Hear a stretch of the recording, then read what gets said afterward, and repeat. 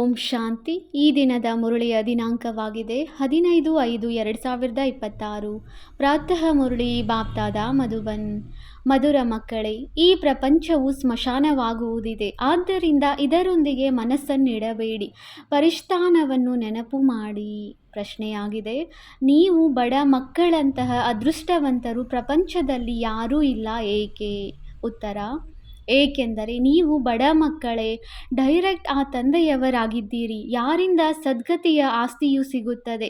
ಬಡ ಮಕ್ಕಳೇ ಓದುತ್ತಾರೆ. ಸಾಹುಕಾರರು ಒಂದು ವೇಳೆ ಅಲ್ಪ ಸ್ವಲ್ಪ ಓದಿದರೂ ಸಹ ಅವರಿಗೆ ತಂದೆಯ ನೆನಪು ನಿಲ್ಲುವುದು ಕಷ್ಟ. ನಿಮಗಂತೂ ತಂದೆಯ ವಿನಃ ಮತ್ತೇನು ನೆನಪಿಗೆ ಬರುವುದಿಲ್ಲ. ಆದ್ದರಿಂದ ನೀವು ಎಲ್ಲರಿಗಿಂತ ಅದೃಷ್ಟವಂತರಾಗಿದ್ದೀರಿ. ಗೀತೆಯಾಗಿದೆ, ಹೃದಯದ ಆಸರೆ ತುಂಡಾಗದಿರಲಿ. ಓಂ ಶಾಂತಿ. ಮಕ್ಕಳ ಪ್ರತಿ ತಂದೆಯು ತಿಳಿಸುತ್ತಿದ್ದಾರೆ ಮತ್ತು ಮಕ್ಕಳು ತಿಳಿದುಕೊಳ್ಳುತ್ತಿದ್ದೀರಿ. ಅವಶ್ಯವಾಗಿ ಈ ಪ್ರಪಂಚವು ಈಗ ಸ್ಮಶಾನವಾಗುವುದಿದೆ. ಮೊದಲು ಇದು ಪರಿಸ್ಥಾನವಾಗಿತ್ತು, ಈಗ ಹಳೆಯದಾಗಿ ಬಿಟ್ಟಿದೆ. ಆದ್ದರಿಂದ ಇದಕ್ಕೆ ಸ್ಮಶಾನವೆಂದು ಹೇಳಲಾಗುತ್ತದೆ. ಎಲ್ಲವೂ ಸ್ಮಶಾನದಲ್ಲಿ ಹೋಗಲಿದೆ. ಹಳೆಯ ವಸ್ತುವು ಸ್ಮಶಾನಕ್ಕೆ ಯೋಗ್ಯವಾಗಿರುತ್ತದೆ, ಅರ್ಥಾತ್ ಮಣ್ಣಿನಲ್ಲಿ ಸೇರಿ ಹೋಗುತ್ತದೆ. ಇದನ್ನು ಸಹ ಕೇವಲ ನೀವು ಮಕ್ಕಳೇ ತಿಳಿದುಕೊಂಡಿದ್ದೀರಿ. ಪ್ರಪಂಚದವರು ತಿಳಿದುಕೊಂಡಿಲ್ಲ. ಕೆಲವರು ವಿದೇಶಿಯರಿಗೆ ಇದು ಅರ್ಥವಾಗುತ್ತಿದೆ. ಇದೆಲ್ಲವೂ ಸ್ಮಶಾನವಾಗಲಿರುವ ಸಮಯವು ಕಂಡು ಬರುತ್ತಿದೆ ಎಂದು ನೀವು ಮಕ್ಕಳು ಸಹ ತಿಳಿದುಕೊಂಡಿದ್ದೀರಿ. ಪರಿಸ್ಥಾನವನ್ನು ಸ್ಥಾಪನೆ ಮಾಡುವ ನಮ್ಮ ತಂದೆಯು ಪುನಃ ಬಂದಿದ್ದಾರೆ. ಮಕ್ಕಳು ಇದನ್ನು ಸಹ ತಿಳಿದುಕೊಂಡಿದ್ದೀರಿ. ಒಂದು ವೇಳೆ ಈ ಸ್ಮಶಾನದೊಂದಿಗೆ ಮನಸ್ಸನ್ನು ಇಟ್ಟಿದ್ದೆಯಾದರೆ ನಷ್ಟ ಉಂಟಾಗುವುದು. ನೀವೀಗ ಬೇಹದ್ದಿನ ತಂದೆಯಿಂದ ಕಲ್ಪದ ಹಿಂದಿನ ತರಹ ಬೇಹದ್ದಿನ ಸುಖದ ಆಸ್ತಿಯನ್ನು ತೆಗೆದುಕೊಳ್ಳುತ್ತಿದ್ದೀರಿ. ಇದು ನೀವು ಮಕ್ಕಳ ಬುದ್ಧಿಯಲ್ಲಿ ಪ್ರತಿ ಹೆಜ್ಜೆಯಲ್ಲಿ ಸ್ಮೃತಿ ಇರಬೇಕು. ಇದೇ ಮನ್ಮನಾಭವ ಆಗಿದೆ. ತಂದೆಯ ನೆನಪಿನಲ್ಲಿ ಇರುವುದರಿಂದಲೇ ಸ್ವರ್ಗವಾಸಿಗಳಾಗುತ್ತೀರಿ. ಭಾರತವೇ ಪರಿಸ್ಥಾನವಾಗಿತ್ತು, ಮತ್ಯಾವ ಖಂಡವೂ ಆಗುವುದಿಲ್ಲ. ಇದು ಮಾಯಾ ರಾವಣನ ಶೋ ಆಗಿದೆ. ಇದು ಇನ್ನೂ ಸ್ವಲ್ಪ ಸಮಯವೇ ನಡೆಯಲಿದೆ.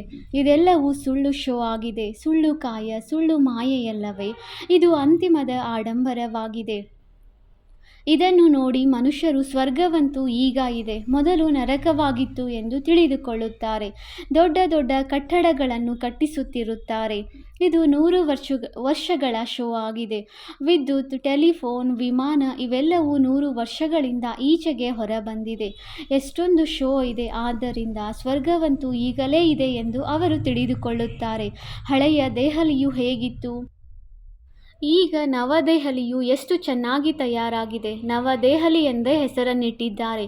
ಹೊಸ ಪ್ರಪಂಚ ರಾಮರಾಜ್ಯವು ಸ್ಥಾಪನೆಯಾಗಲಿ, ಪರಿಷ್ಠಾನವಾಗಲಿ ಎಂದು ಬಾಪೂಜಿಯು ಸಹ ಹೇಳುತ್ತಿದ್ದರು. ಇದಂತೂ ತಾತ್ಕಾಲಿಕ ಶೋ ಆಗಿದೆ. ಎಷ್ಟು ದೊಡ್ಡ ದೊಡ್ಡ ಮನೆಗಳು, ಕಾರಂಜಿ ಮೊದಲಾದವುಗಳನ್ನು ಕಟ್ಟಿಸುತ್ತಾರೆ. ಇದಕ್ಕೆ ಆರ್ಟಿಫಿಷಿಯಲ್ ಸ್ವರ್ಗವೆಂದು ಹೇಳಲಾಗುತ್ತದೆ. ಇದು ಅಲ್ಪ ಕಾಲಕ್ಕಾಗಿ, ನೀವು ತಿಳಿದುಕೊಂಡಿದ್ದೀರಿ. ಇದರ ಹೆಸರು ಸ್ವರ್ಗವೇನಲ್ಲ, ಇದು ನರಕವಾಗಿದೆ. ನರಕದ್ದು ಒಂದು ಶೋ ಆಗಿದೆ. ಇದು ಅಲ್ಪ ಕಾಲದ ಶೋ. ಈಗ ಹೋಯಿತೆಂದರೆ ಹೋಯಿತು. ಈಗ ತಂದೆಯು ಮಕ್ಕಳಿಗೆ ತಿಳಿಸುತ್ತಾರೆ, ಮೊದಲನೆಯದಾಗಿ ಶಾಂತಿಧಾಮವನ್ನು ನೆನಪು ಮಾಡಿ. ಎಲ್ಲ ಮನುಷ್ಯ ಮಾತ್ರರು ಶಾಂತಿಯನ್ನೇ ಹುಡುಕುತ್ತಾ ಇರುತ್ತಾರೆ. ಎಲ್ಲಿಂದ ಶಾಂತಿ ಸಿಗುವುದು? ಪ್ರಪಂಚದಲ್ಲಿ ಹೇಗೆ ಶಾಂತಿಯು ಸ್ಥಾಪನೆಯಾಗುವುದು ಎಂಬ ಪ್ರಶ್ನೆಯಂತೂ ಇಡೀ ಪ್ರಪಂಚಕ್ಕೆ ಇದೆ. ವಾಸ್ತವದಲ್ಲಿ ನಾವೆಲ್ಲರೂ ಶಾಂತಿಧಾಮದ ನಿವಾಸಿಗಳು. ನಾವಾತ್ಮರು ಶಾಂತಿಧಾಮದಲ್ಲಿ ಇರುತ್ತೇವೆ. ನಂತರ ಪಾತ್ರವನ್ನು ಅಭಿನಯಿಸಲು ಇಲ್ಲಿಗೆ ಬರುತ್ತೇವೆ ಎಂದು ಮನುಷ್ಯರಿಗೆ ತಿಳಿದೇ ಇಲ್ಲ. ಅದು ನೀವು ಮಕ್ಕಳಿಗೆ ತಿಳಿದಿದೆ. ಶಾಂತಿಧಾಮದ ಮೂಲಕ ಸುಖಧಾಮದಲ್ಲಿ ಹೋಗಲು ನೀವು ಪುರುಷಾರ್ಥ ಮಾಡುತ್ತಿದ್ದೀರಿ. ಪ್ರತಿಯೊಬ್ಬರ ಬುದ್ಧಿಯಲ್ಲಿದೆ, ನಾವಾತ್ಮರು ಈಗ ನಮ್ಮ ಮನೆ ಶಾಂತಿಧಾಮಕ್ಕೆ ಹೋಗುತ್ತೇವೆ. ಇಲ್ಲಂತೂ ಶಾಂತಿಯ ಮಾತಿರಲು ಸಾಧ್ಯವಿಲ್ಲ. ಇದು ದುಃಖಧಾಮವಾಗಿದೆ. ಸತ್ಯಯುಗವು ಪಾವನ ಪ್ರಪಂಚ, ಕಲಿಯುಗವು ಪತೀತ ಪ್ರಪಂಚವಾಗಿದೆ. ಈ ಮಾತುಗಳ ತಿಳುವಳಿಕೆಯು ಈಗ ನೀವು ಮಕ್ಕಳಿಗೆ ಬಂದಿದೆ. ಪ್ರಪಂಚದವರು ಏನನ್ನೂ ತಿಳಿದುಕೊಂಡಿಲ್ಲ. ಬೇಹದ್ದಿನ ತಂದೆಯು ನಮಗೆ ಸೃಷ್ಟಿಚಕ್ರದ ಆದಿ ಮಧ್ಯ ಅಂತ್ಯದ ರಹಸ್ಯವನ್ನು ತಿಳಿಸುತ್ತಾರೆ. ಮತ್ತೆ ಧರ್ಮ ಸ್ಥಾಪಕರು ಬಂದು ಹೇಗೆ ಧರ್ಮ ಸ್ಥಾಪನೆ ಮಾಡುತ್ತಾರೆ ಎಂಬುವುದು ನಿಮ್ಮ ಬುದ್ಧಿಯಲ್ಲಿ ಬಂದಿದೆ. ಈಗ ಸೃಷ್ಟಿಯಲ್ಲಿ ಎಷ್ಟೊಂದು ಜನಸಂಖ್ಯೆ ಇದೆ. ಭಾರತದಲ್ಲಿಯೂ ಬಹಳಷ್ಟಿದೆ. ಭಾರತವು ಸ್ವರ್ಗವಾಗಿದ್ದಾಗ ಬಹಳಷ್ಟು ಸಾಹುಕಾರರಿದ್ದರು. ಮತ್ಯಾವುದೇ ಧರ್ಮವಿರಲಿಲ್ಲ. ನೀವು ಮಕ್ಕಳನ್ನು ಪ್ರತಿನಿತ್ಯವೂ ರಿಫ್ರೆಶ್ ಮಾಡಲಾಗುತ್ತದೆ. ತಂದೆ ಮತ್ತು ಆಸ್ತಿಯನ್ನು ನೆನಪು ಮಾಡಿ. ಭಕ್ತಿ ಮಾರ್ಗದಲ್ಲಿಯೂ ಇದು ನಡೆದು ಬರುತ್ತದೆ. ಯಾವಾಗಲೂ ಬೆರಳು ಮೇಲೆ ಮಾಡಿ ತೋರಿಸುತ್ತಾರೆ. ಪರಮಾತ್ಮನನ್ನು ನೆನಪು ಮಾಡಿ. ಪರಮಾತ್ಮ ಅಥವಾ ಅಲ್ಲಾ ಪರಮಧಾಮದಲ್ಲಿದ್ದಾರೆ. ಆದರೆ ಕೇವಲ ಹಾಗೆಯೇ ನೆನಪು ಮಾಡುವುದರಿಂದ ಏನೂ ಆಗುವುದಿಲ್ಲ. ನೆನಪಿನಿಂದ ಲಾಭವೇನು, ಅವರ ಜೊತೆ ನಮ್ಮ ಸಂಬಂಧವೇನು ಎಂಬುದು ಅವರಿಗೆ ತಿಳಿದಿಲ್ಲ. ದುಃಖದ ಸಮಯದಲ್ಲಿ ಹೇ ರಾಮ ಎಂದು ಕರೆಯುತ್ತಾರೆ. ಆತ್ಮವು ನೆನಪು ಮಾಡುತ್ತದೆ. ಆದರೆ ಯಾವುದಕ್ಕೆ ಸುಖ ಶಾಂತಿ ಎಂದು ಹೇಳಲಾಗುತ್ತದೆ ಎಂಬುದನ್ನು ತಿಳಿದುಕೊಂಡಿಲ್ಲ. ನಿಮ್ಮ ಬುದ್ಧಿಯಲ್ಲಿ ಬರುತ್ತದೆ, ನಾವೆಲ್ಲರೂ ಒಬ್ಬ ತಂದೆಯ ಸಂತಾನರಾಗಿದ್ದೇವೆ ಅಂದ ಮೇಲೆ ಏಕೆ ದುಃಖವಾಗಬೇಕು? ಬೇಹದ್ದಿನ ತಂದೆಯಿಂದ ಸದಾ ಸುಖದ ಆಸ್ತಿಯು ಸಿಗಬೇಕು. ಇದು ಸಹ ಚಿತ್ರದಲ್ಲಿ ಸ್ಪಷ್ಟವಾಗಿದೆ. ಭಗವಂತನು ಸ್ವರ್ಗದ ಸ್ಥಾಪನೆ ಮಾಡುವವರಾಗಿದ್ದಾರೆ. ಅವರು ಭಾರತದಲ್ಲಿಯೇ ಬರುತ್ತಾರೆ. ಆದರೆ ಇದನ್ನು ಯಾರೂ ತಿಳಿದುಕೊಳ್ಳುವುದಿಲ್ಲ. ಅವಶ್ಯವಾಗಿ ಸಂಗಮದಲ್ಲಿಯೇ ದೇವಿ ದೇವತಾ ಧರ್ಮದ ಸ್ಥಾಪನೆಯಾಗುವುದು.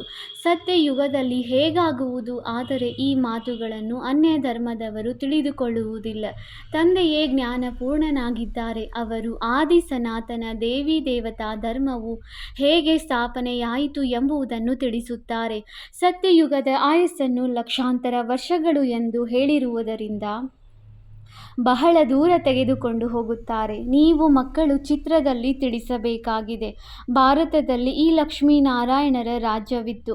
ಇವರು ಹೇಗೆ ಯಾವಾಗ ಈ ರಾಜ್ಯವನ್ನು ಪಡೆದರು ಎಂಬುದನ್ನು ತಿಳಿದುಕೊಂಡಿಲ್ಲ. ಕೇವಲ ಇವರು ಸತ್ಯಯುಗದ ಮಾಲೀಕರಾಗಿದ್ದರು ಎಂದು ಹೇಳುತ್ತಾರೆ. ಅವರ ಮುಂದೆ ಹೋಗಿ ಬೇಡುತ್ತಾರೆ. ಆಗ ಅಲ್ಪ ಕಾಲಕ್ಕಾಗಿ ಏನಾದರೂ ಸಿಗುತ್ತದೆ. ಯಾರಾದರೂ ದಾನ ಪುಣ್ಯ ಮಾಡಿದರೆ ಅಲ್ಪ ಕಾಲಕ್ಕಾಗಿ ಅದರ ಫಲವು ಸಿಗುತ್ತದೆ. ಸಾಹುಕಾರ ಮುಖ್ಯಸ್ಥರಿಗೆ ಎಷ್ಟು ಖುಷಿ ಇರುತ್ತದೆಯೋ ಅಷ್ಟು ಬಡ ಪಂಚಾಯಿತಿಯ ಮುಖ್ಯಸ್ಥರಿಗೂ ಇರುತ್ತದೆ. ಬಡವರು ಸಹ ತಮ್ಮನ್ನು ಸುಖಿ ಎಂದು ತಿಳಿದುಕೊಳ್ಳುತ್ತಾರೆ. ಬಾಂಬೆಯಲ್ಲಿ ನೋಡಿ, ಬಡವರು ಎಂತೆಂತಹ ಸ್ಥಳಗಳಲ್ಲಿ ಇರುತ್ತಾರೆ. ನೀವು ಮಕ್ಕಳು ಈಗ ತಿಳಿದುಕೊಂಡಿದ್ದೀರಿ. ಬಲೆ ಕೋಟ್ಯಾಧೀಶ್ವರಿರಬಹುದು, ಆದರೆ ಎಷ್ಟೊಂದು ದುಃಖಿಯಾಗಿದ್ದಾರೆ. ನೀವು ಹೇಳುತ್ತೀರಿ, ನಮ್ಮಂತಹ ಅದೃಷ್ಟವಂತರು ಮತ್ಯಾರೂ ಇಲ್ಲ. ನಾವು ಡೈರೆಕ್ಟ್ ತಂದೆಯ ಮಕ್ಕಳಾಗಿದ್ದೇವೆ. ಯಾರಿಂದ ಸದ್ಗತಿಯ ಆಸ್ತಿಯು ಸಿಗುತ್ತದೆ. ದೊಡ್ಡ ದೊಡ್ಡ ವ್ಯಕ್ತಿಗಳು ಎಂದು ಶ್ರೇಷ್ಠ ಪದವಿಯನ್ನು ಪಡೆಯಲು ಸಾಧ್ಯವಿಲ್ಲ. ಯಾರು ಬಡವರಿದ್ದಾರೆಯೋ ಅವರೇ ಸಾಹುಕಾರರಾಗಿ ಬಿಡುತ್ತಾರೆ. ವಾಸ್ತವದಲ್ಲಿ ನೀವೇ ಓದಿ ವಿದ್ಯಾವಂತರಾಗುತ್ತೀರಿ. ಅವರು ಅವಿದ್ಯಾವಂತರಾಗುತ್ತಾರೆ.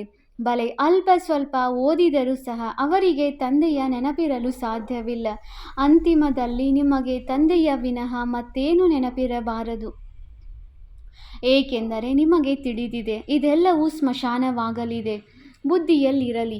ನಾವು ಯಾವ ಉದ್ಯೋಗ ವ್ಯವಹಾರಗಳನ್ನು ಮಾಡುತ್ತೇವೆಯೋ ಇವು ಸ್ವಲ್ಪ ಸಮಯಕ್ಕಾಗಿ ಮಾತ್ರ. ಧನವಂತರು ಧರ್ಮಶಾಲೆಗಳನ್ನು ಕಟ್ಟಿಸುತ್ತಾರೆ. ಅವರೇನು ಸಂಪಾದನೆಗಾಗಿ ಕಟ್ಟಿಸುವುದಿಲ್ಲ. ತೀರ್ಥಸ್ಥಾನಗಳಲ್ಲಿ ಧರ್ಮಶಾಲೆಗಳು ಇಲ್ಲವೆಂದರೆ ಅಲ್ಲಿ ಹೋಗುವವರು ಎಲ್ಲಿ ಇರುವುದು? ಆದ್ದರಿಂದ ಸಾಹುಕಾರರು ಧರ್ಮಶಾಲೆಗಳನ್ನು ಕಟ್ಟಿಸುತ್ತಾರೆ, ವ್ಯಾಪಾರ ಮಾಡುವುದಕ್ಕಾಗಿ ಅಲ್ಲ. ತೀರ್ಥ ಸ್ಥಳಗಳಲ್ಲಿ ಧರ್ಮಶಾಲೆಗಳನ್ನು ಕಟ್ಟಿಸಲಾಗುತ್ತದೆ. ನಿಮ್ಮ ಸೇವಾ ಕೇಂದ್ರವು ದೊಡ್ಡದಕ್ಕಿಂತ ದೊಡ್ಡ ತೀರ್ಥಸ್ಥಾನವಾಗಿದೆ. ಎಲ್ಲೆಲ್ಲಿ ನಿಮ್ಮ ಸೇವಾ ಕೇಂದ್ರಗಳಿವೆಯೋ ಅವು ದೊಡ್ಡ ದೊಡ್ಡ ತೀರ್ಥಸ್ಥಾನಗಳಿವೆ. ಎಲ್ಲಿಂದ ಮನುಷ್ಯರಿಗೆ ಸುಖ ಶಾಂತಿ ಸಿಗುತ್ತದೆ. ನಿಮ್ಮ ಈ ಗೀತಾ ಪಾಠಶಾಲೆಯೂ ದೊಡ್ಡದಾಗಿದೆ. ಇದು ಆದಾಯದ ಮೂಲವಾಗಿದೆ. ಇದರಿಂದ ಬಹಳ ಸಂಪಾದನೆಯಾಗುತ್ತದೆ. ನೀವು ಮಕ್ಕಳಿಗಾಗಿ ಇದು ಧರ್ಮಶಾಲೆಯಾಗಿದೆ. ದೊಡ್ಡದಕ್ಕಿಂತ ದೊಡ್ಡ ತೀರ್ಥಸ್ಥಾನವಾಗಿದೆ. ನೀವು ಬೇಹದ್ದಿನ ತಂದೆಯಿಂದ ಬೇಹದ್ದಿನ ಆಸ್ತಿಯನ್ನು ತೆಗೆದುಕೊಳ್ಳುತ್ತೀರಿ. ಇದರಂತಹ ದೊಡ್ಡ ತೀರ್ಥಸ್ಥಾನವು ಮತ್ಯಾವುದೂ ಇರುವುದಿಲ್ಲ. ಆ ತೀರ್ಥ ಸ್ಥಳಗಳಿಗೆ ಹೋಗುವುದರಿಂದ ನಿಮಗೆ ಏನೂ ಸಿಗುವುದಿಲ್ಲ. ಇದನ್ನು ನೀವೀಗ ತಿಳಿದುಕೊಂಡಿದ್ದೀರಿ. ಭಕ್ತರು ಬಹಳ ಪ್ರೇಮದಿಂದ ಮಂದಿರಗಳಲ್ಲಿ ಚರಣಾಮೃತವನ್ನು ತೆಗೆದುಕೊಳ್ಳುತ್ತಾರೆ.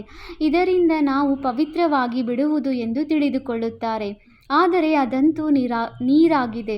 ಇಲ್ಲಿ ತಂದೆಯು ತಿಳಿಸುತ್ತಾರೆ, ನನ್ನನ್ನು ನೆನಪು ಮಾಡಿದರೆ ಆಸ್ತಿಯು ಸಿಗುವುದು. ಈಗ ಬೇಹದ್ದಿನ ತಂದೆಯಿಂದ ನಿಮಗೆ ಅವಿನಾಶಿ ಜ್ಞಾನ ರತ್ನಗಳ ಖಜಾನೆಯು ಸಿಗುತ್ತದೆ. ಬಹುತೇಕವಾಗಿ ಶಂಕರನ ಬಳಿ ಹೋಗುತ್ತಾರೆ. ಅಮರನಾಥನು ಪಾರ್ವತಿಗೆ ಕತೆ ಹೇಳಿದರೆಂದು ಹೇಳುತ್ತಾರೆ. ಆದ್ದರಿಂದ ಜೋಳಿಗೆಯನ್ನು ತುಂಬಿಸು ಎಂದು ಹೇಳುತ್ತಾರೆ. ನೀವು ಅವಿನಾಶಿ ಜ್ಞಾನ ರತ್ನಗಳಿಂದ ಜೋಳಿಗೆಯನ್ನು ತುಂಬಿಸಿಕೊಳ್ಳುತ್ತೀರಿ. ಬಾಕಿ ಅಮರನಾಥನು ಕೇವಲ ಒಬ್ಬರಿಗೆ ಕುಳಿತು ಕತೆ ಹೇಳುವರೆ? ಅವಶ್ಯವಾಗಿ ಅನೇಕರು ಇರಬೇಕು. ಅವರು ಮೃತ್ಯು ಲೋಕದಲ್ಲಿಯೇ ಇರುವರು. ಸೂಕ್ಷ್ಮ ವತನದಲ್ಲಂತೂ ಕಥೆಯನ್ನು ಹೇಳುವ ಅವಶ್ಯಕತೆಯೇ ಇಲ್ಲ. ಅನೇಕ ತೀರ್ಥ ಸ್ಥಾನಗಳನ್ನು ಮಾಡಿದ್ದಾರೆ. ಸಾಧು ಸಂತ ಮಹಾತ್ಮರು ಅನೇಕರು ಹೋಗುತ್ತಾರೆ. ಅಮರನಾಥದಲ್ಲಿ ಲಕ್ಷಾಂತರ ಮಂದಿ ಹೋಗುತ್ತಾರೆ. ಎಲ್ಲದಕ್ಕಿಂತ ಹೆಚ್ಚಿನದಾಗಿ ಕುಂಭಮೇಳದಲ್ಲಿ ಗಂಗಾ ಸ್ನಾನ ಮಾಡಲು ಹೋಗುತ್ತಾರೆ. ಇದರಿಂದ ನಾವು ಪಾವನರಾಗುತ್ತೇವೆಂದು ತಿಳಿದುಕೊಳ್ಳುತ್ತಾರೆ. ವಾಸ್ತವದಲ್ಲಿ ಸತ್ಯವಾದ ಕುಂಭಮೇಳವು ಇದಾಗಿದೆ. ಆ ಮೇಳಗಳಲ್ಲಂತೂ ಜನ್ಮ ಜನ್ಮಾಂತರದಿಂದ ಮಾಡುತ್ತಾ ಬಂದಿರಿ. ಆದರೆ ತಂದೆಯು ತಿಳಿಸುತ್ತಾರೆ, ಇದರಿಂದ ಯಾರೂ ತಮ್ಮ ಮನೆಗೆ ಹಿಂತಿರುಗಿ ಹೋಗಲು ಸಾಧ್ಯವಿಲ್ಲ. ಏಕೆಂದರೆ ಆತ್ಮವು ಪವಿತ್ರವಾದಾಗಲೇ ಹೋಗಲು ಸಾಧ್ಯ. ಆದರೆ ಅಪವಿತ್ರವಾಗಿರುವ ಕಾರಣ ಎಲ್ಲರ ರೆಕ್ಕೆಗಳು ತುಂಡಾಗಿವೆ. ಆತ್ಮಕ್ಕೆ ಈಗ ರೆಕ್ಕೆಗಳು ಸಿಕ್ಕಿವೆ. ಯೋಗದಲ್ಲಿರುವುದರಿಂದ ಆತ್ಮವು ಎಲ್ಲದಕ್ಕಿಂತ ತೀಕ್ಷ್ಣವಾಗಿ ಹಾರುತ್ತದೆ. ಯಾರ ಲೆಕ್ಕಾಚಾರವು ಲಂಡನ್ನಲ್ಲಿ ಅಮೆರಿಕಾದಲ್ಲಿದ್ದರೆ ಕೂಡಲೇ ಅಲ್ಲಿಗೆ ಹಾರುತ್ತಾರೆ. ಸೆಕೆಂಡಿನಲ್ಲಿ ಅಲ್ಲಿಗೆ ಹೋಗಿ ತಲುಪುತ್ತಾರೆ. ಆದರೆ ಮುಕ್ತಿಧಾಮಕ್ಕೆ ಕರ್ಮಾತೀತರಾದಾಗಲೇ ಹೋಗಲು ಸಾಧ್ಯ. ಅಲ್ಲಿಯವರೆಗೆ ಇಲ್ಲಿಯೇ ಜನನ ಮರಣದಲ್ಲಿ ಬರುತ್ತಾರೆ. ಹೇಗೆ ನಾಟಕವು ಟಿಕ್ ಟಿಕ್ ಎಂದು ನಡೆಯುತ್ತದೆ. ಆತ್ಮವು ಹಾಗೆಯೇ 1 ಸೆಕೆಂಡ್ ಕಳೆಯಿತೆಂದರೆ ಆತ್ಮವು ಹೊರಟು ಹೋಯಿತು. ಇದರಷ್ಟು ತೀಕ್ಷ್ಣ ಮತ್ಯಾವುದೇ ವಸ್ತುವು ಇರುವುದಿಲ್ಲ. ಅನೇಕ ಆತ್ಮಗಳು ಮೂಲವತನದಲ್ಲಿ ಹೋಗುವರು. ಆತ್ಮಕ್ಕೆ ಎಲ್ಲಿಂದ ಎಲ್ಲಿಗೆ ಬೇಕಾದರೂ ತಲುಪುವುದರಲ್ಲಿ ಸಮಯ ಹಿಡಿಸುವುದಿಲ್ಲ. ಮನುಷ್ಯರು ಈ ಮಾತುಗಳನ್ನು ತಿಳಿದುಕೊಳ್ಳುವುದಿಲ್ಲ. ನೀವು ಮಕ್ಕಳ ಬುದ್ಧಿಯಲ್ಲಿ ಬರುತ್ತದೆ. ಹೊಸ ಪ್ರಪಂಚದಲ್ಲಿ ಅವಶ್ಯವಾಗಿ ಕೆಲವರೇ ಆತ್ಮರಿರುತ್ತಾರೆ ಮತ್ತು ಅಲ್ಲಿ ಬಹಳ ಸುಖಿಯಾಗಿರುತ್ತಾರೆ. ಅದೇ ಆತ್ಮಗಳು ಈಗ 84 ಜನ್ಮಗಳನ್ನು ತೆಗೆದುಕೊಂಡು ಬಹಳ ದುಃಖಿಯಾಗಿದ್ದಾರೆ. ನಿಮಗೆ ಇಡೀ ಚಕ್ರದ ಬಗ್ಗೆ ಅರ್ಥವಾಗಿದೆ. ನಿಮ್ಮ ಬುದ್ಧಿಯು ಕೆಲಸ ಮಾಡುತ್ತದೆ. ಮತ್ಯಾವ ಮನುಷ್ಯರ ಬುದ್ಧಿಯೂ ಓಡುವುದಿಲ್ಲ. ಪ್ರಜಾಪಿತ ಬ್ರಹ್ಮನ ಗಾಯನವೂ ಇದೆ. ಕಲ್ಪದ ಮೊದಲು ಸಹ ಇದೇ ರೀತಿ ಬ್ರಹ್ಮಕುಮಾರ ಕುಮಾರಿಯರಾಗಿದ್ದೀರಿ. ನೀವು ತಿಳಿದುಕೊಂಡಿದ್ದೀರಿ. ಪ್ರಜಾಪಿತ ಬ್ರಹ್ಮನಿಗೆ ನಾವು ಮಕ್ಕಳಾಗಿದ್ದೇವೆ. ನಮ್ಮ ಮೂಲಕ ತಂದೆಯು ಸ್ವರ್ಗದ ಸ್ಥಾಪನೆ ಮಾಡಿಸುತ್ತಿದ್ದಾರೆ. ಯಾವಾಗ ನಂಬರ್ವಾರ್ ಪುರುಷಾರ್ಥದನುಸಾರ ಯೋಗ್ಯರಾಗಿ ಬಿಡುತ್ತೀರೋ ಆಗ ಈ ಹಳೆಯ ಪ್ರಪಂಚದ ವಿನಾಶವಾಗುವುದು. ತ್ರಿಮೂರ್ತಿಯದು ಇಲ್ಲಿಯೇ ಗಾಯನವಿದೆ. ತ್ರಿಮೂರ್ತಿ ಚಿತ್ರವನ್ನು ಇಟ್ಟುಕೊಳ್ಳುತ್ತಾರೆ. ಅದರಲ್ಲಿ ಶಿವನನ್ನು ತೋರಿಸುವುದಿಲ್ಲ. ಬ್ರಹ್ಮನ ಮೂಲಕ ಸ್ಥಾಪನೆ ಎಂದು ಹೇಳಲಾಗುತ್ತದೆ. ಅದನ್ನು ಯಾರು ಮಾಡಿಸುತ್ತಾರೆ? ಶಿವ ತಂದೆ. ವಿಷ್ಣುವಿನ ಮೂಲಕ ಪಾಲನೆಯಾಗುತ್ತದೆ. ನೀವು ಬ್ರಾಹ್ಮಣರು ಈಗ ದೇವತೆಗಳು ಆಗುವುದಕ್ಕಾಗಿ ಯೋಗ್ಯರಾಗುತ್ತಿದ್ದೀರಿ. ನೀವೀಗ ಆ ಪಾತ್ರವನ್ನು ಅಭಿನಯಿಸುತ್ತಿದ್ದೀರಿ. ಕಲ್ಪದ ನಂತರ ಪುನಃ ಅಭಿನಯಿಸುತ್ತೀರಿ. ನೀವು ಪವಿತ್ರರಾಗುತ್ತೀರಿ. ನೀವು ಹೇಳುತ್ತೀರಿ, ತಂದೆಯ ಆದೇಶವಾಗಿದೆ, ಕಾಮರೂಪಿ ಶತ್ರುವನ್ನು ಜಯಿಸಿರಿ. ನನ್ನೊಬ್ಬನನ್ನೇ ನೆನಪು ಮಾಡಿ. ಬಹಳ ಸಹಜವಾಗಿದೆ. ಭಕ್ತಿ ಮಾರ್ಗದಲ್ಲಿ ನೀವು ಮಕ್ಕಳು ದುಃಖ ನೋಡಿದ್ದೀರಿ. ಬಲೆ, ಸ್ವಲ್ಪ ಸುಖವಿದ್ದರೂ ಸಹ ಅಲ್ಪ ಕಾಲಕ್ಕಾಗಿ. ಭಕ್ತಿಯಲ್ಲಿ ಸಾಕ್ಷಾತ್ಕಾರವಾಗುತ್ತದೆ. ಅಲ್ಪ ಕಾಲಕ್ಕಾಗಿ ನಿಮ್ಮ ಆಸೆಗಳು ಈಡೇರುತ್ತದೆ. ಈ ಸಾಕ್ಷಾತ್ಕಾರವನ್ನು ಸಹ ನಾನೇ ಮಾಡಿಸುತ್ತೇನೆ. ಡ್ರಾಮಾದಲ್ಲಿ ನಿಗದಿಯಾಗಿದೆ. ಯಾವ ಕ್ಷಣ ಪ್ರತಿಕ್ಷಣವು ಕಳೆಯಿತೋ ಅದು ಡ್ರಾಮಾದಲ್ಲಿ ಮೊದಲೇ ನಿಗದಿಯಾಗಿದೆ. ಈಗ ನಿಗದಿಯಾಯಿತು ಎಂದು ಹೇಳುವುದಿಲ್ಲ. ಇದು ಅನಾದಿ ಮಾಡಲ್ಪಟ್ಟ ನಾಟಕವಾಗಿದೆ. ಎಷ್ಟು ಮಂದಿ ಪಾತ್ರಧಾರಿಗಳಿದ್ದಾರೆಯೋ ಎಲ್ಲರ ಪಾತ್ರವೂ ಅವಿನಾಶಿಯಾಗಿದೆ. ಯಾರೂ ಮೋಕ್ಷವನ್ನು ಪಡೆಯುವುದಿಲ್ಲ. ನಾವು ಲೀನವಾಗಿ ಬಿಡುತ್ತೇವೆಂದು ಸನ್ಯಾಸಿಗಳು ಹೇಳುತ್ತಾರೆ. ತಂದೆಯು ತಿಳಿಸುತ್ತಾರೆ, ನೀವು ಅವಿನಾಶಿ ಆತ್ಮನಾಗಿದ್ದೀರಿ. ಆತ್ಮವು ಬಿಂದುವಾಗಿದೆ. ಇಷ್ಟು ಚಿಕ್ಕ ಬಿಂದುವಿನಲ್ಲಿ 84 ಜನ್ಮಗಳ ಪಾತ್ರವು ನಿಗದಿಯಾಗಿದೆ. ಈ ಚಕ್ರವು ನಡೆಯುತ್ತಲೇ ಇರುತ್ತದೆ. ಯಾರು ಮೊಟ್ಟ ಮೊದಲು ಪಾತ್ರವನ್ನು ಅಭಿನಯಿಸಲು ಬರುತ್ತಾರೆಯೋ ಅವರೇ 84 ಜನ್ಮಗಳನ್ನು ತೆಗೆದುಕೊಳ್ಳುತ್ತಾರೆ. ಎಲ್ಲರೂ ತೆಗೆದುಕೊಳ್ಳಲು ಸಾಧ್ಯವಿಲ್ಲ. ನಿಮ್ಮ ವಿನಃ ಮತ್ಯಾರ ಬುದ್ಧಿಯಲ್ಲಿಯೂ ಈ ಜ್ಞಾನವಿಲ್ಲ. ಜ್ಞಾನ ಸಾಗರನು ಒಬ್ಬರೇ ತಂದೆಯಾಗಿದ್ದಾರೆ. ನಾವು ಆ ತಂದೆಯಿಂದ ಆಸ್ತಿಯನ್ನು ತೆಗೆದುಕೊಳ್ಳುತ್ತಿದ್ದೇವೆ. ತಂದೆಯು ನಮ್ಮನ್ನು ಪತಿತರಿಂದ ಪಾವನರನ್ನಾಗಿ ಮಾಡುತ್ತಾರೆ. ಸುಖ ಶಾಂತಿಯ ಆಸ್ತಿಯನ್ನು ಕೊಡುತ್ತಾರೆ. ಸತ್ಯಯುಗದಲ್ಲಿ ದುಃಖದ ಹೆಸರು ಗುರುತು ಇರುವುದಿಲ್ಲ. ತಂದೆಯು ಹೇಳುತ್ತಾರೆ, ಆಯುಷ್ವಾನ್ ಭವ ಧನ್ವಾನ್ ಭವ. ನಿವೃತ್ತಿ ಮಾರ್ಗದವರು ಹೀಗೆ ಆಶೀರ್ವಾದ ಮಾಡಲು ಸಾಧ್ಯವಿಲ್ಲ. ನೀವು ಮಕ್ಕಳಿಗೆ ತಂದೆಯಿಂದ ಆಸ್ತಿಯು ಸಿಗುತ್ತಿದೆ. ಸತ್ಯ ತ್ರೇತಾಯುಗವು ಸುಖಧಾಮವಾಗಿದೆ. ಮತ್ತೆ ಹೇಗೆ ದುಃಖವಾಗುತ್ತದೆ ಎಂಬುದನ್ನು ಯಾರೂ ತಿಳಿದುಕೊಂಡಿಲ್ಲ. ದೇವತೆಗಳು ಹೇಗೆ ವಾಮ ಮಾರ್ಗದಲ್ಲಿ ಹೋಗುತ್ತಾರೆಂದು ಸಾಕ್ಷಿಗಳಿವೆ. ಜಗನ್ನಾಥಪುರಿಯಲ್ಲಿ ದೇವತೆಗಳ ಚಿತ್ರಗಳು, ಕಿರೀಟ ಇತ್ಯಾದಿ ಧರಿಸಿರುವುದನ್ನು ತೋರಿಸುತ್ತಾರೆ. ನಂತರ ಕೊಳಕು ಚಿತ್ರಗಳನ್ನು ತೋರಿಸಿದ್ದಾರೆ. ಆದ್ದರಿಂದ ಅವರ ಮೂರ್ತಿಯನ್ನು ಕಪ್ಪಾಗಿ ತೋರಿಸಿದ್ದಾರೆ. ಇದರಿಂದಲೇ ದೇವತೆಗಳು ವಾಮ ಮಾರ್ಗದಲ್ಲಿ ಇಳಿಯುತ್ತಾರೆಂದು ಸಿದ್ಧವಾಗುತ್ತದೆ. ಆದ್ದರಿಂದ ಅಂತಿಮದಲ್ಲಿ ಸಂಪೂರ್ಣ ಕಪ್ಪಾಗಿ ಬಿಡುತ್ತಾರೆ. ನೀವೀಗ ತಿಳಿದುಕೊಂಡಿದ್ದೀರಿ. ಭಾರತವು ಎಷ್ಟು ಸುಂದರವಾಗಿತ್ತು. ನಂತರ ಡ್ರಾಮಾ ಪ್ಲಾನ್ ಅನುಸಾರ ತಮೋಪ್ರಧಾನ ಆಗಲೇಬೇಕಾಗಿದೆ. ಈಗ ಸಂಗಮದಲ್ಲಿ ನಿಮಗೆ ಈ ಜ್ಞಾನವಿದೆ. ತಂದೆಯು ಜ್ಞಾನಪೂರ್ಣನಾಗಿದ್ದಾರೆ. ನಿಮಗೆ ಒಬ್ಬರೇ ತಂದೆಯು ತಂದೆ, ಶಿಕ್ಷಕ, ಗುರು ಮೂವರೂ ಆಗಿದ್ದಾರೆ. ಇದು ಸದಾ ಬುದ್ಧಿಯಲ್ಲಿರಲಿ. ಶಿವ ತಂದೆಯು ನಮಗೆ ಓದಿಸುತ್ತಾರೆ. ಇದು ಬೇಹದ್ದಿನ ವಿದ್ಯೆಯಾಗಿದೆ. ಇದರಿಂದ ನೀವು ಜ್ಞಾನಪೂರ್ಣರಾಗಿ ಬಿಟ್ಟಿದ್ದೀರಿ. ನೀವು ಎಲ್ಲವನ್ನೂ ಅರಿತುಕೊಂಡಿದ್ದೀರಿ. ಅವರು ಸರ್ವವ್ಯಾಪಿ ಎಂದು ಹೇಳುತ್ತಾರೆ. ನೀವು ಪತಿತ ಪಾವನನೆಂದು ಹೇಳುತ್ತೀರಿ. ಎಷ್ಟು ರಾತ್ರಿ ಹಗಲಿನ ವ್ಯತ್ಯಾಸವಿದೆ. ನೀವೀಗ ನಂಬರ್ ವಾರ್ ಮಾಸ್ಟರ್ ಜ್ಞಾನಪೂರ್ಣರಾಗಿದ್ದೀರಿ. ತಂದೆಯ ಬಳಿ ಏನಿದೆಯೋ ಅದನ್ನು ಕಲಿಸುತ್ತಾರೆ. ನೀವು ಸಹ ಎಲ್ಲರಿಗೆ ತಿಳಿಸುತ್ತೀರಿ. ತಂದೆಯನ್ನು ನೆನಪು ಮಾಡಿದರೆ 21 ಜನ್ಮಗಳಿಗಾಗಿ ಆಸ್ತಿಯು ಸಿಗುವುದು. ಒಳ್ಳೆಯದು. ಮಧುರಾತಿ ಮಧುರ ಅಗಲಿ ಹೋಗಿ ಮರಳಿ ಸಿಕ್ಕಿರುವ ಮಕ್ಕಳ ಪ್ರತಿ ಮಾತಾಪಿತ ಬಾಪ್ದಾದಾರವರ ನೆನಪು, ಪ್ರೀತಿ ಹಾಗೂ ಸುಪ್ರಭಾತ. ಆತ್ಮಿಕ ಮಕ್ಕಳಿಗೆ ಆತ್ಮಿಕ ತಂದೆಯ ನಮಸ್ತೆ. ನಾವು ಆತ್ಮಿಕ ಮಕ್ಕಳಿಂದ ಆತ್ಮಿಕ ತಂದೆಗೆ ನೆನಪು, ಪ್ರೀತಿ ಹಾಗೂ ನಮಸ್ತೆ ನಮಸ್ತೆ ನಮಸ್ತೆ. ಧಾರಣೆಗಾಗಿ ಮುಖ್ಯ ಸಾರ. ಪಾಯಿಂಟ್ ನಂಬರ್ 1, ಸ್ವಯಂ ರಿಫ್ರೆಶ್ ಆಗಿದ್ದು ಅನ್ಯರನ್ನು ರಿಫ್ರೆಶ್ ಮಾಡಲು ತಂದೆ ಮತ್ತು ಆಸ್ತಿಯ ನೆನಪಿನಲ್ಲಿರಬೇಕು ಮತ್ತು ಎಲ್ಲರಿಗೂ ನೆನಪು ತರಿಸಬೇಕಾಗಿದೆ. ಪಾಯಿಂಟ್ ನಂಬರ್ 2, ಈ ಹಳೆಯ ಪ್ರಪಂಚದೊಂದಿಗೆ, ಈ ಸ್ಮಶಾನದೊಂದಿಗೆ ಮನಸ್ಸನ್ನಿಡಬಾರದು. ಶಾಂತಿಧಾಮ ಸುಖಧಾಮವನ್ನು ನೆನಪು ಮಾಡಬೇಕಾಗಿದೆ. ಸ್ವಯಂವನ್ನು ದೇವತೆಯಾಗಲು ಯೋಗ್ಯರನ್ನಾಗಿ ಮಾಡಿಕೊಳ್ಳಬೇಕಾಗಿದೆ. ವರದಾನ: ಈಶ್ವರೀಯ ಅಧಿಕಾರದ ಮೂಲಕ ಸಂಕಲ್ಪ ಅಥವಾ ಬುದ್ಧಿಯನ್ನು ಆದೇಶದ ಅನುಸಾರ ನಡೆಸುವಂತಹ ಮಾಸ್ಟರ್ ಸರ್ವಶಕ್ತಿವಂತ ಭವ. ಹೇಗೆ ಸ್ಥೂಲ ಕೈಕಾಲುಗಳನ್ನು ಸಹಜವಾಗಿಯೇ ಎಲ್ಲಿ ಬೇಕೋ ಅಲ್ಲಿ ನಡೆಸುತ್ತೀರಿ ಅಥವಾ ಕರ್ಮದಲ್ಲಿ ಉಪಯೋಗಿಸುತ್ತೀರಿ, ಹಾಗೆಯೇ ಸಂಕಲ್ಪ ಅಥವಾ ಬುದ್ಧಿಯನ್ನು ಎಲ್ಲಿ ಬೇಕೋ ಅಲ್ಲಿ ಜೋಡಣೆ ಮಾಡಿಸಲು ಸಾಧ್ಯವಾಗಲಿ. ಇದನ್ನೇ ಈಶ್ವರೀಯ ಅಧಿಕಾರವೆಂದು ಹೇಳಲಾಗುವುದು. ಹೇಗೆ ವಾಣಿಯಲ್ಲಿ ಬರುವುದು ಸಹಜವೋ ಹಾಗೆಯೇ ವಾಣಿಯಿಂದ ದೂರ ಹೋಗುವುದು ಸಹ ಸಹಜವಾಗಲಿ. ಈ ಅಭ್ಯಾಸದಿಂದಲೇ ಸಾಕ್ಷಾತ್ಕಾರ ಮೂರ್ತಿಯಾಗುವಿರಿ. ಅಂದ ಮೇಲೆ ಈಗ ಈ ಅಭ್ಯಾಸವನ್ನು ಸಹಜ ಹಾಗೂ ನಿರಂತರದಲ್ಲಿ ಇರುವಂತೆ ಮಾಡಿಕೊಂಡಾಗ ಮಾಸ್ಟರ್ ಸರ್ವಶಕ್ತಿವಂತನೆಂದು ಹೇಳಲಾಗುತ್ತದೆ. ಸ್ಲೋಗನ್: ಸ್ವಸ್ಥಿತಿಯು ಶಕ್ತಿಶಾಲಿಯಾಗಿದ್ದರೆ ಅಂಥವರ ಮುಂದೆ ಪರಿಸ್ಥಿತಿಯು ಏನೂ ಮಾಡಲು ಸಾಧ್ಯವಿಲ್ಲ. ಅವ್ಯಕ್ತ ಸೂಚನೆ: ಸದಾ ಅಚಲ ಅಡೋಲ ಏಕರಸ ಸ್ಥಿತಿಯ ಅನುಭವ ಮಾಡಿ.